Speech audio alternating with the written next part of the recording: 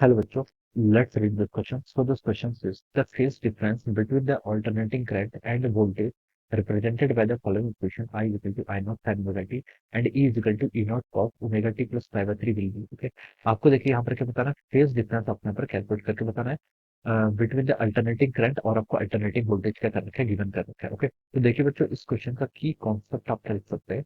The key concept of this question देखिए, हमें phase difference बताना है। हमें क्या बताना है यहाँ पर आपका फेज डिफरेंस क्या करना है, यहाँ पर कैलकुलेट करके बताना है। ओके, फेज के बीच का जो डिफरेंस है हमें वो क्या करना है, यहाँ पर कैलकुलेट करके बताना है। ओके, तो देखिए आपको क्या बोल रखा है, phase difference between the alternating current and the voltage represented by the equation. Okay, देखिए आपका करंट क्या है, करंट का फेज देखिए आपको गिवन कर रखा है I equal to I naught sine omega t. ये आपको क्या कर रखा है, गिवन कर रखा है। ओके, और आपका देखिए वोल्टेज क्या है, वोल्टेज को देखिए कैसे रिप्रेजेंट कर रखा है, E equal to E naught times cos of कितना omega t plus pi by 3। Okay, ये आपका कॉस का आर्गुमेंट है। ओके, आपको कितना गिवन कर रखा है, cos omega t plus pi by 3। Okay, ये रिप्रेजेंट कर रखा है। अब आपको इन दोनों के बीच में, this is your equation 1 and this is your equation 2, इन दोनों के बीच में क्या बताना है, आपको फेज बताना। और तो देखिए बच्चों, हम क्या करते हैं, आपको फेजर के थ्रू भी सॉल्व करते हैं।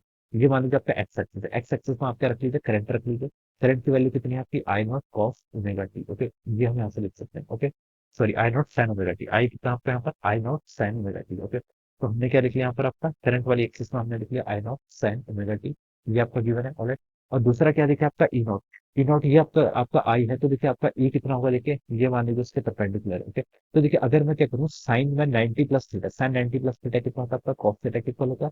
और अगर मैं साइन 90 प्लस ओमेगा टी कर लूँ तो कितना होगा आपका, कॉस ओमेगा टी के इक्वल हो जाएगा। ओके, तो यहाँ तक तो हम बता सकता हूँ कि आपका पाई बाई 2 का फेस होगा। ओके, ये आपका कितना होगा, पाई बाई 2 का फेस होगा। उसके बाद देखिए आपका ये कितना है, cos omega t. Okay, plus आपका पाई बाई 3। ओके, तो उसके बाद भी आपका जो ई है, ये आपका इस तरीके से होगा, दिस इज। ओके, और ये जो डिफरेंस दे रखा है, ये एंगल ये कितना दे रखा है, पाई बाई 3 का गिवन कर रखा है। ओके, तो हम यहाँ पर से बता सकते हैं, या फिर देखिए मैं इसको कैसे लिख सकता हूँ, उसका वैसे समझ लीजिए।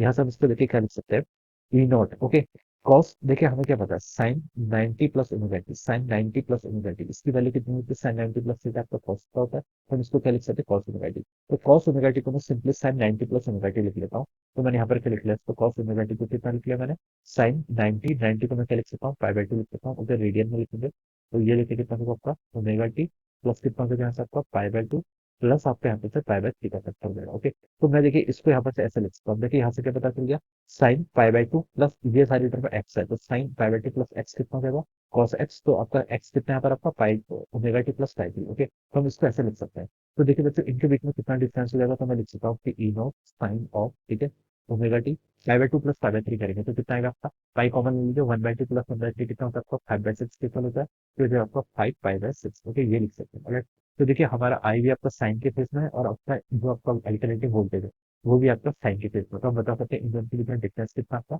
5/6 का डिफरेंस है। तो हम बता सकते हैं D option will be the right answer. तो हम क्या लिख सकते हैं, जो इनका फेस डिफरेंस होगा वो किसके इक्वल होगा, आपका 5/6 के इक्वल होगा।